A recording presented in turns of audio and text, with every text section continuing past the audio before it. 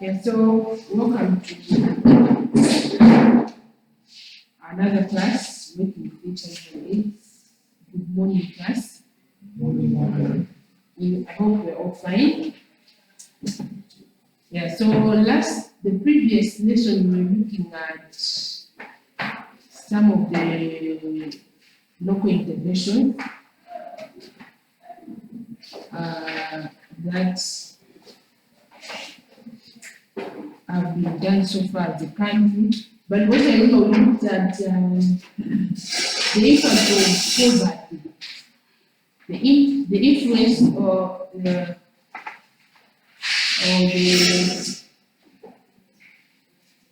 impact of poverty on HIV and AIDS. I remember also had some movement on that. Now, can we mention some of the, or what is the relationship that exists between poverty and HIV and AIDS? What is the impact, what is the influence of poverty on HIV and AIDS? What did we discuss?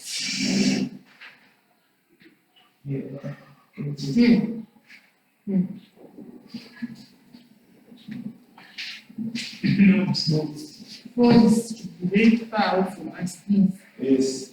In fact, Yes. Yes. Phones should be placed very away from us. This is why we concentrate. No WhatsApping, no talking here. Yeah, so previously we were looking at the impact or the influence of poverty on HIV/AIDS. What are some of the points that we discussed? Raise up your voice. Remember, we're recording these classes. That's why I encourage you to be inside. It slows down economic growth. How does poverty slow down economic growth as far as HIV and AIDS is concerned? But if, for example, somebody is sick, then the whole family, all active members of the family will have disease. We try to stop the disease to sick patient. So in one way or the other, the productivity of that people is not since all members are focusing on someone who is sick. It means now we're inviting people to like family in that particular household. What else? The impact of poverty on HIV and AIDS. How?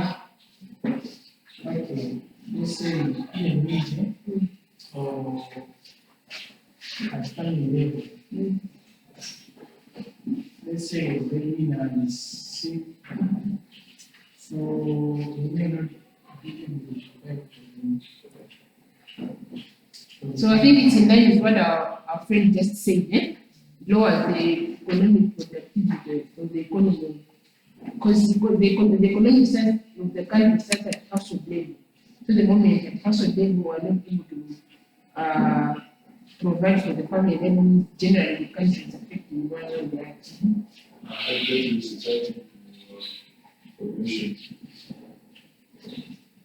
The impact of poverty on HIV and AIDS. Is that in what? Is that in high reducing population? High rates, which also is How does poverty bring about high rates? When it's poor, it's hard for some. Don't even hard for me. I know you wait so I don't look at you so that you get this on your phone. Yeah, I know you disable the class. Yes. I can give you my phone. I don't know. Yes, to explain Yeah, when you're poor, it's hard for someone who's poor. Also, to be able to affect yourself these things, nutrients. Since that disease, you also need someone to take care of them. So like I mentioned, people who die do like good stuff, influence and all that. Poverty. Maybe Poverty. yes. Yeah, what is it? It's true. Yes.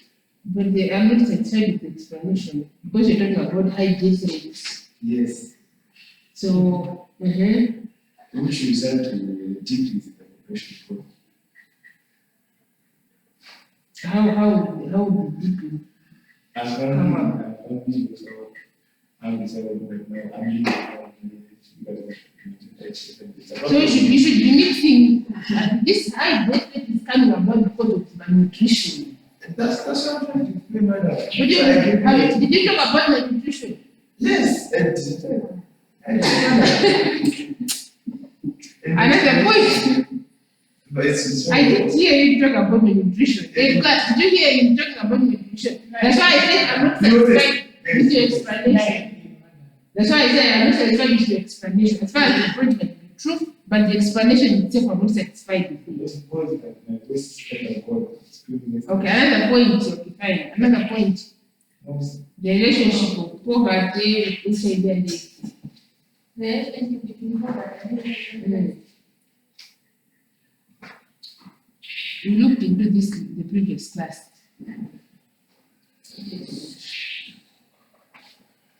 What are the points we discussed, we came up with? Like on a national level, like the country will not be able to import the quality drugs that are very effective to the people of that country. So their economy, Then they will give to bring some effective drugs to people. And to another extent, the drugs might be able to ship in the country, but they may not be enough.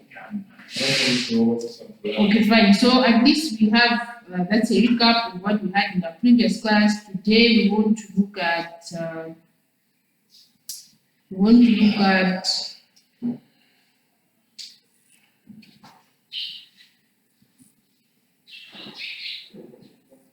HTC, HIV testing and counseling. It's under the psychosocial support.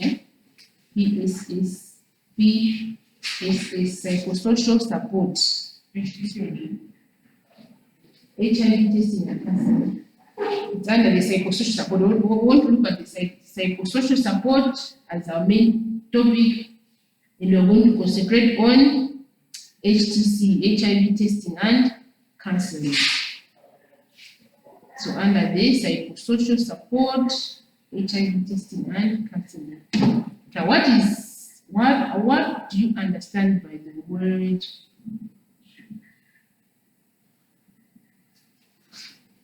HTC? HIV testing and counseling. How would you define this? I think this is the type of therapy. External therapy. Spending up with the concept. Since I mean the therapist and those who are involved in giving the cognitive treatment, they want to give the therapists who work on big problems with the disease or the virus. That period of time for additional treatment. So it's a type of therapy. It's a type of therapy. Therapeutic treatment. Okay. Another one, HTC, HIV testing and counseling. How would you define it? As our friend is saying, it's therapeutic. How would you define it? Yes. HIV testing and counseling, HTC. According to my idea, Okay. it's a process. Someone gets to know his or her HIV status, whether it's HIV positive or negative.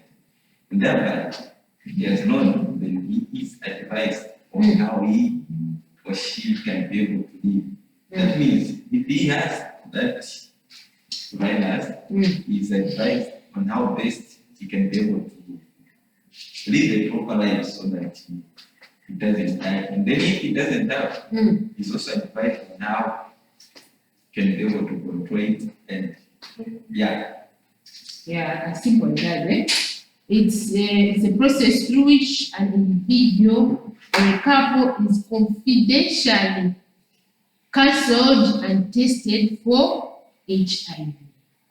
So HTC is a process through which an individual or a couple is confidentially cancelled and tested for HIV. So, from the definition, you can see I'm trying to stress the word confidential. That means it's supposed to be done with all the confidentiality. Judicial council. It's the process through which an individual or couple is confidentially cancelled and tested for HIV. So as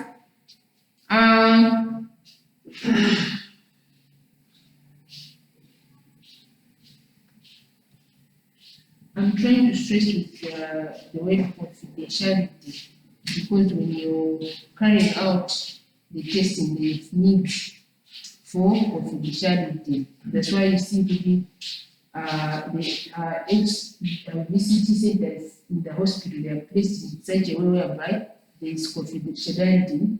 When you enter in that room, it's either you're entering on your own or as a couple.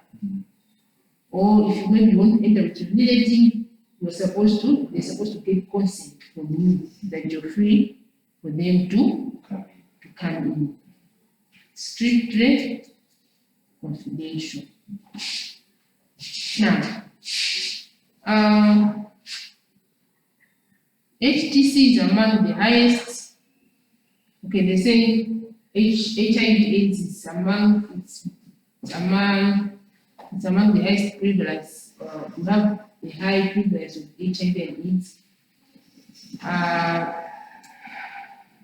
of which they're saying a world of 10.6, but according to when this book was published in 2013 to now, I think we've done tremendous improvement.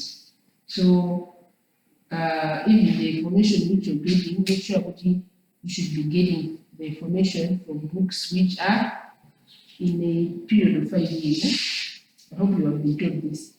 If you want to get very up-to-date information, make sure the information should be in a span of 5 years. Because this book, they're saying it's a 2013 edition, but if you look 2013 to this time around, at least you have a very good years. So with the intervention that you've been looking at in the previous class, I think even the statistics definitely have changed, because there have been a lot of interventions which have been put in place. Remember last time we talked about the VCTs, which the mobile VCTs, testing and counseling, and even the interventions that have been put in place, the likes of distribution of condoms which are found in public places. All these measures have been put in place so that we mitigate or maybe reduce the this pandemic of HIV and AIDS. So even the statistics have changed.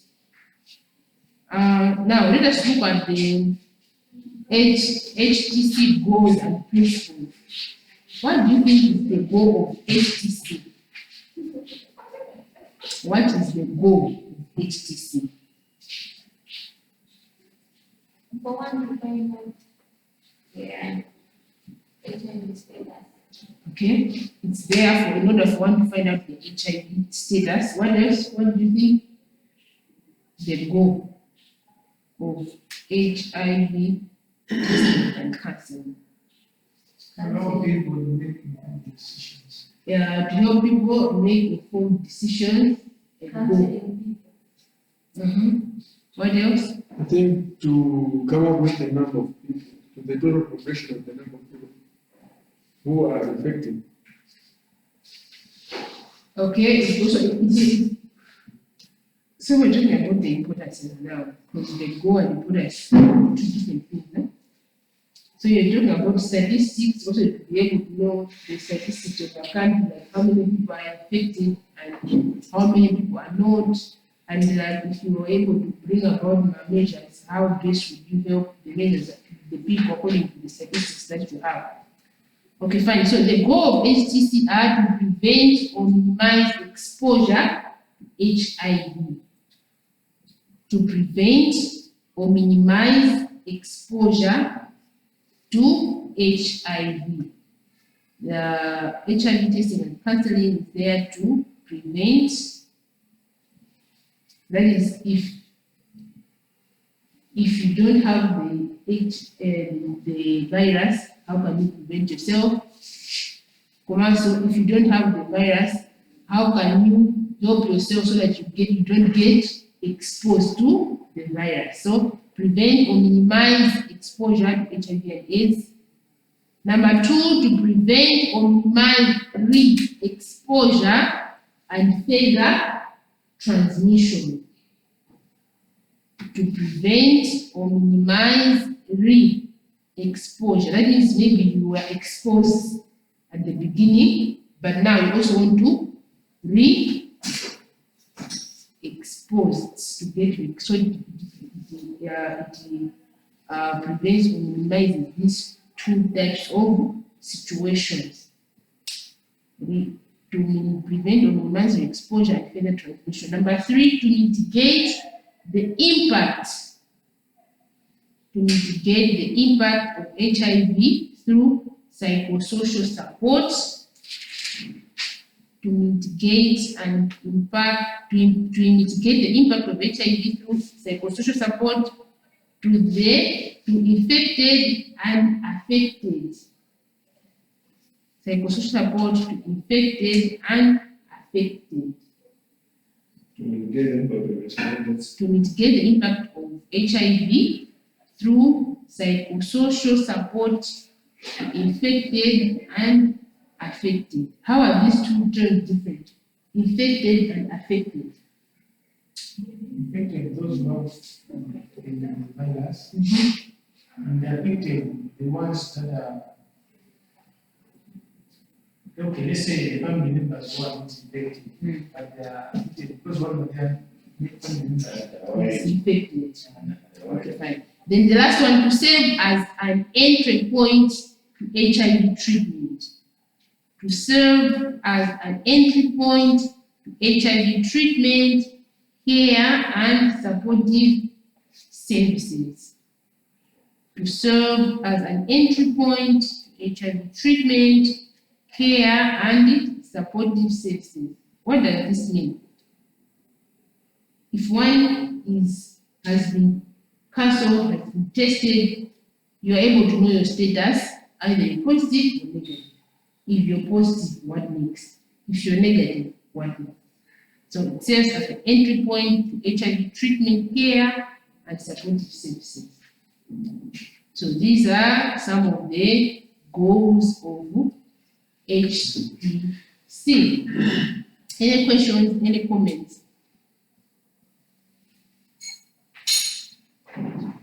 Okay, fine. If there are no questions, let us look at the guiding principles of HTC. The guiding principles of HTC.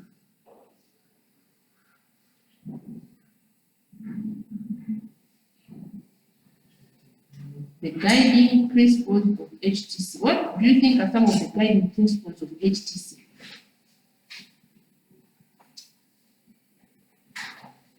What do you think are some of the guiding principles of HTC? In fact, we're going to look at the 5 C's.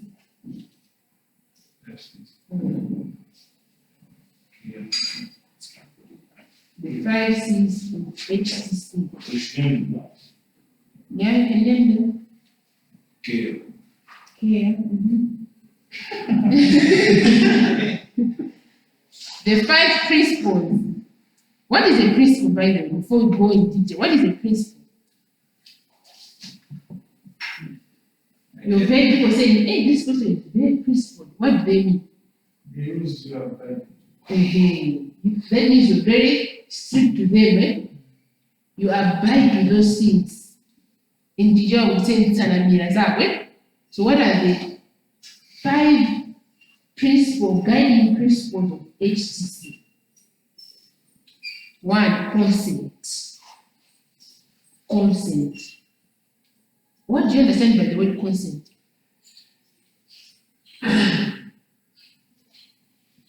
Consent. Informing the One speak at a time. informing the client before the person, telling him what will be going on. Telling the client what will be going on. What else? Consent. How would you define it? What is consent? It's like a permission, eh? Don't do this before you get my consent. Give my permission. So we should be very cognizant that HIV testing is not mandatory. It's not by force, eh? Yeah. It's you, a personal decision that you've made that you want to get cancelled and tested. That's why you observe. How many of us have ever been to an HTC visiting? Huh? Yeah. So, and a very good example, like here, you call it VCTA, Yeah. voluntary counseling and testing. A very good indication that is not mandatory. Where basic madam is never went there. That Oh, now I everything. yes. Everything. Okay, they have it's not HTC remains not mandatory. Why? Because it's better to do former in cases whereby you see, according to HETE rules, then if you're sick, according to HETE rules, they're supposed to test you so that they give you the very specific right medication. Because they might be giving you malaria drugs instead of giving you malaria drugs. So if you're sick, there are 2 different things. You should be very cognizant of this. These are 2 different scenarios. When you're sick and you're not sick, ABC cannot just come here and start crossing and testing you, no way. No matter what you're doing, ABC. I'm talking about the other things they were testing HIV. Yeah, you went there because you were sick, isn't it? Yeah. Definitely. So if you go there because you're sick, one of the HETE precaution, my rules are is like when you're sick, for them to give you better treatment, they're supposed to test you. Because they may end up giving you a medication which is not appropriate. They may just be treating symptoms instead of treating the main disease. That's why when you're very critically sick, they want to test you so that they give you the very right medication so that you get cured. So it still remains voluntary, it's not mandatory. So consent, that's what we're talking about. They suppose the client always has the right to refuse HTC at any point in the process. It is important that we explain issues of consent to clients so that they understand that the decision to test is in their hands. It's their decision. So that's why when you go to VCT, you go for HTC, you're told that you're enlightened so that they get the consent before they proceed. Number 2, confidentiality. This is the second guiding principle for HTC. Confidentiality. How would you explain, how would you define confidentiality?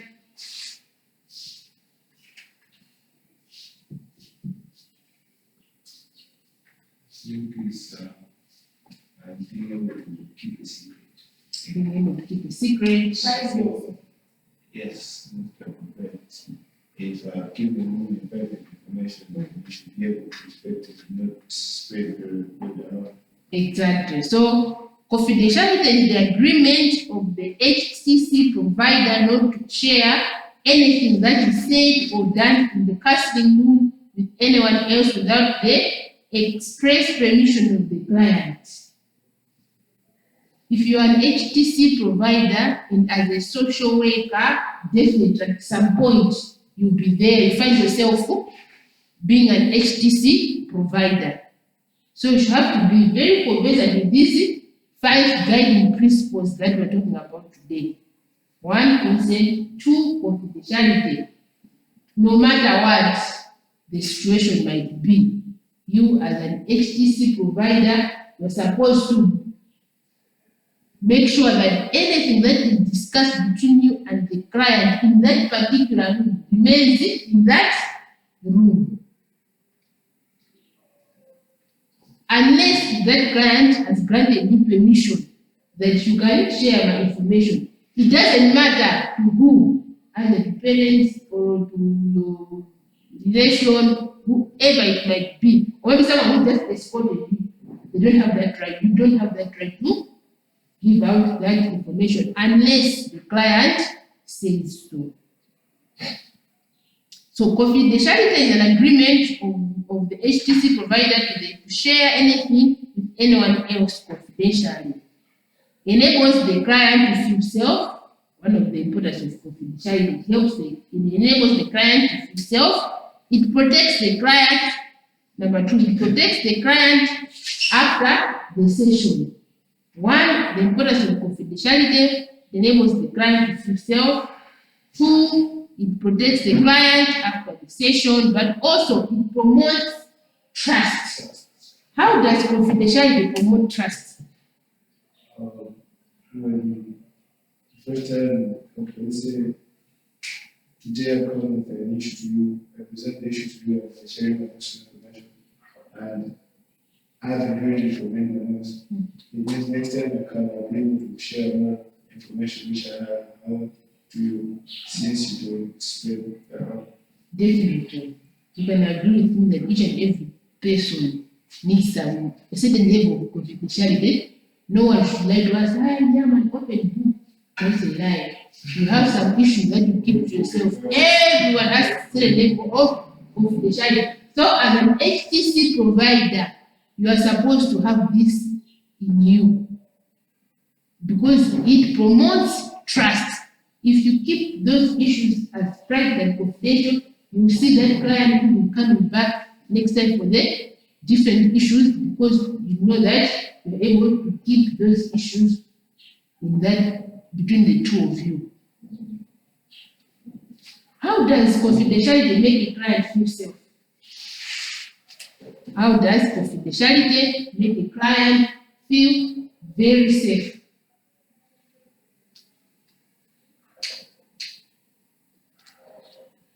Because the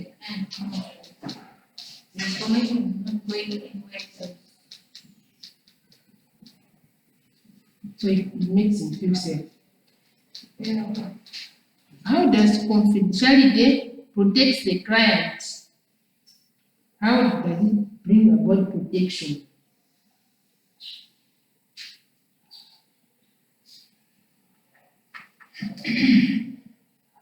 How does confidentiality bring about protection to the client?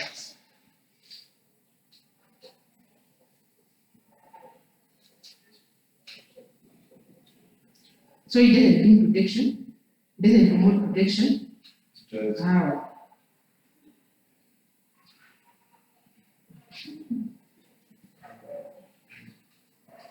How is the client protected after the session? okay. Since you mentioned that you thought the clinician is able to keep your secrets, after you give necessary information, you already know that you never want to present it anywhere when you give them that information. Yes, you're already protected because it means even if anyone will come out, the name of the presented won't appear in any way. That is the state. So the third principle is counseling.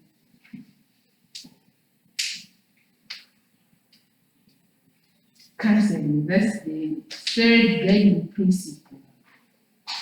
So HIV testing should not be done on its own. It should always be accompanied by some form of counseling to ensure that the client understand what he or she is being tested, why HIV testing is important, and is also able to understand the results. So the third guiding principle is counseling. Make sure that the testing doesn't go on itself, but you need to cancel out the client by letting the client be able to understand why HIV testing is important, but also you should be able to understand the results.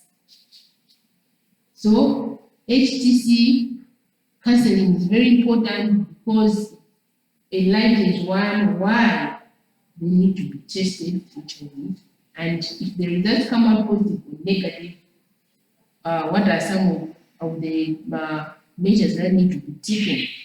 Counseling is also important to encourage, it encourages behavior change, both in HIV positive and HIV negative clients. So counseling is very important. It encourages, how does HTC encourage behavior change? How does HTC encourage behavior change?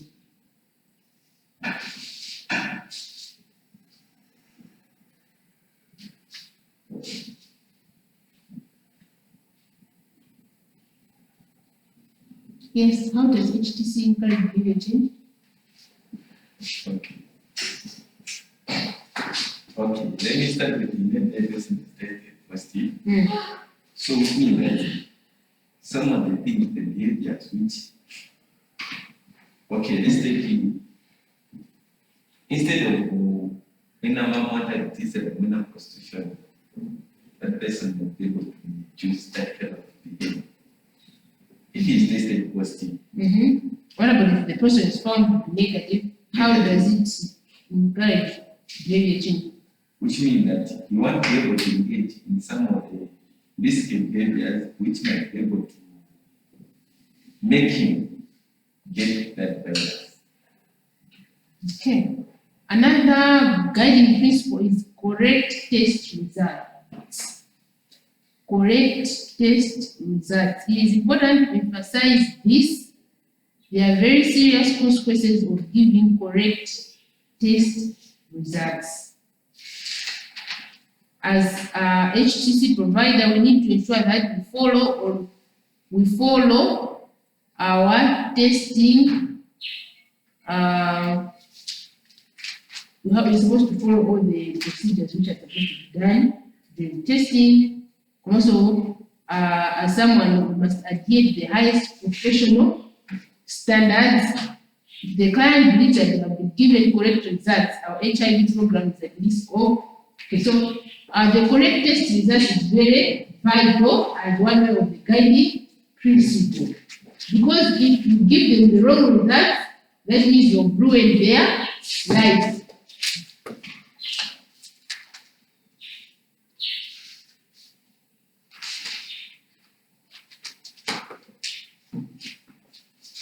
Yeah, so what could be the impact of one getting the wrong test results?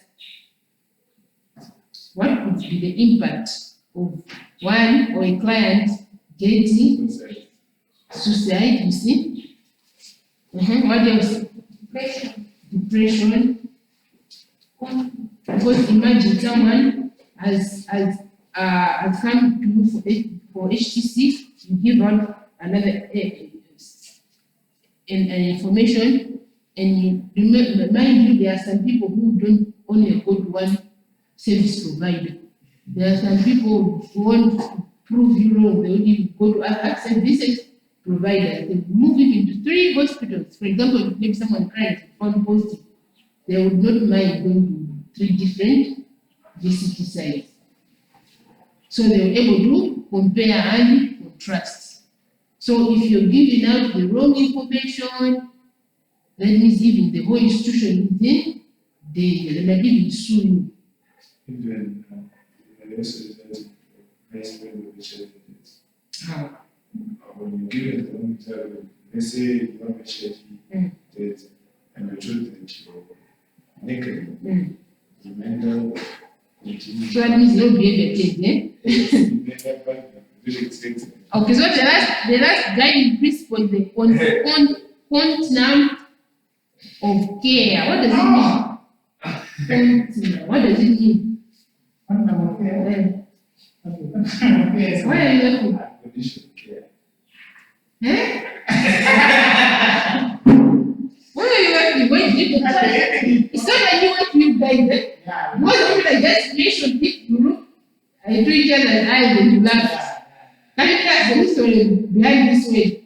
But this, oh, just something. No, it's not about the history of that. Ah. That is something about it. Eh, Yeah. Like, let's say someone went for HIV testing and then was already positive. Mm. Okay. I was not positive. The health personnel, and it should not just abandon more out. But they should at least once in a while visit him, encourage, do some sort of So, what other way did you say? The synonym unconditional. and condition, or the word condom is coming from the word continuity. Yes. So, you've explained it very well. HIV testing and counseling is an entry point to care. One of our main goals is to identify HIV positive and HIV positive people and ensure that they get the care and the treatment they need to live longer. So if it's both ways, either positive or negative, you still more need support. Either it's negative or it's positive, still more need extra or continuation of care and support. Any questions on the 5 guiding HTC principles? These ones, they need to be part and parcel of you. If you're not confidential while carrying out HTC, you're going to be a miss of the social work. Any questions, any comments before we proceed? If there are no questions, I want us to be in groups of 2s. Madam, can we move to the last stage? Groups of tools. I want us to be in groups of 2s. Yes. So one group is going to discuss counseling children with HIV and AIDS.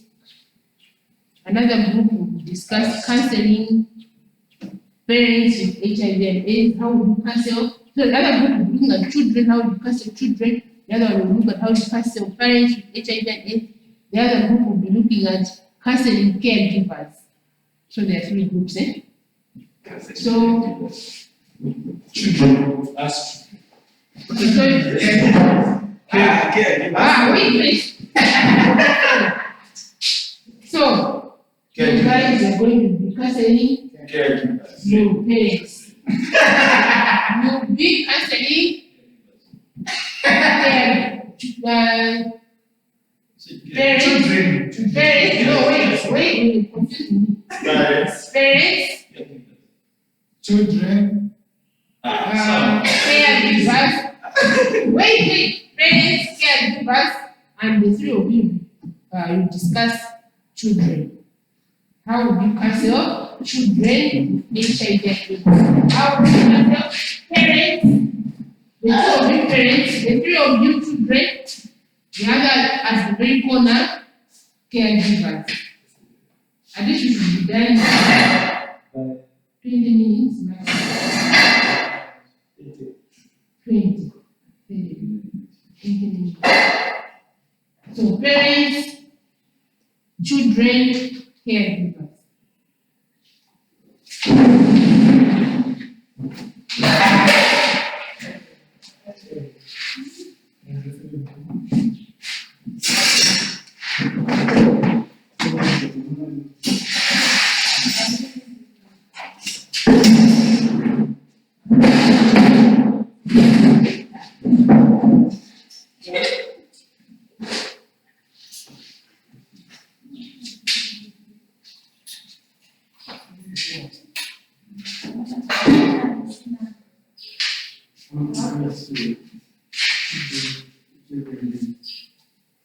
Okay.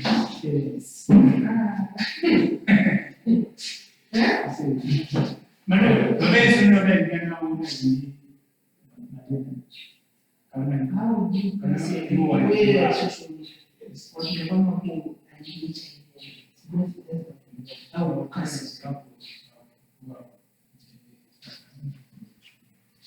So when you come up with this point, you should be having in mind the definition is in the guiding principles. That's why we first of all look at the definition, then we also look at the guiding principles. So imagine you chose this one that normal cancer, family, parents who are HIV positive. How would you go about it? So when you come up with those guiding principles, you should, when you come up with what how you're going to cast a different group of people, you should also have a view of the guiding principles, then put them into practice.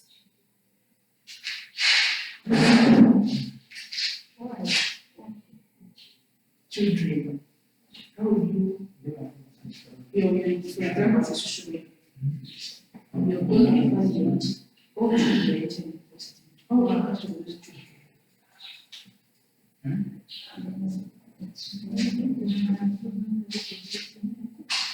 Children are from below 18 years. Below 4.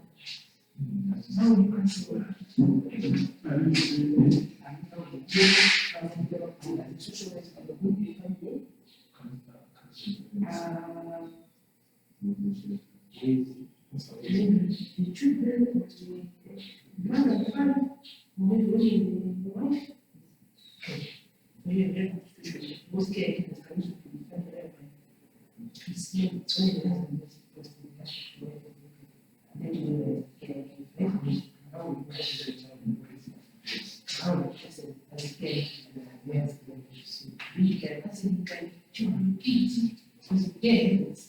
it's why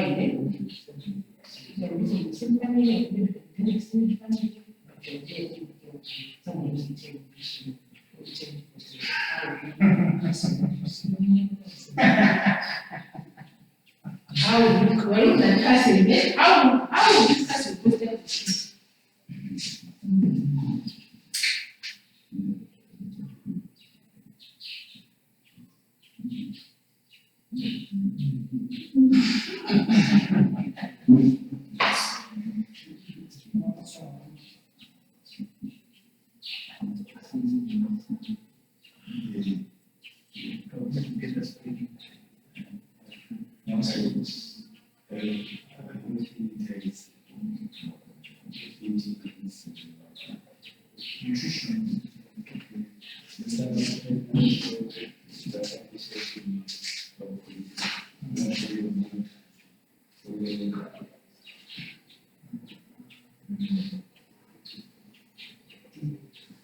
You tell them.